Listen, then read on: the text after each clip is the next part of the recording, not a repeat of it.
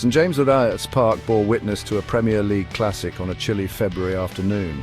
Newcastle United emerged victorious against Nottingham Forest, but the 4-3 scoreline barely scratched the surface of the dramatic 90 minutes that unfolded. The Magpies soared to a commanding 4-1 lead, only to be pegged back by a spirited Forest side in a nail-biting second half. It was a match that left fans both exhilarated and exhausted, a stark reminder of the unpredictable nature of the beautiful game. The atmosphere was electric from the first whistle. Both sets of supporters created a cauldron of noise, urging their teams forward. Newcastle started brightly, their attacking intent evident from the off. The roar that greeted the final whistle was a mixture of relief and elation, but one couldn't shake off the feeling that this was a game that could have gone either way. Newcastle's dominance in the first half was rewarded with a 2-goal cushion. Alexander Isak, a constant menace to the Forest defence, bagged a brace, taking his Premier League tally to a respectable 50 goals.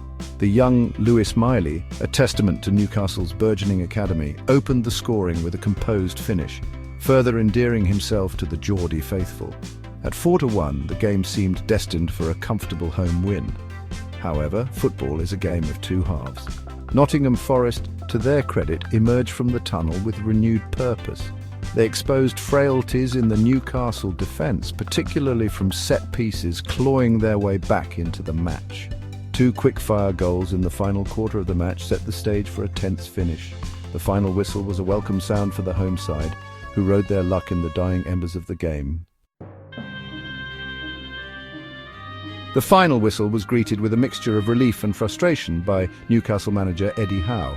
While acknowledging the 3 points gained, he couldn't hide his disappointment at his team's second-half capitulation. "It feels like we lost the game," a visibly exasperated Howe remarked in the post-match press conference. He lamented his team's inability to manage the game effectively after taking a commanding lead.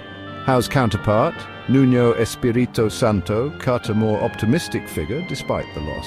He praised his team's fighting spirit and expressed his belief that they could have snatched a draw with a little more luck. "We were unrecognisable in the first half," admitted Santo, "but the second half performance showed what we are capable of." The contrast in emotions between the two managers highlighted the fine margins that often separate victory and defeat in football.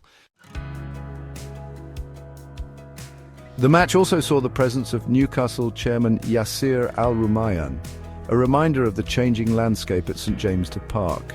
With the club's future home still under discussion, a rebuild of St James's Park or a new stadium in Lees's Park, the result served as a microcosm of the club's current state, a blend of promise and inconsistency.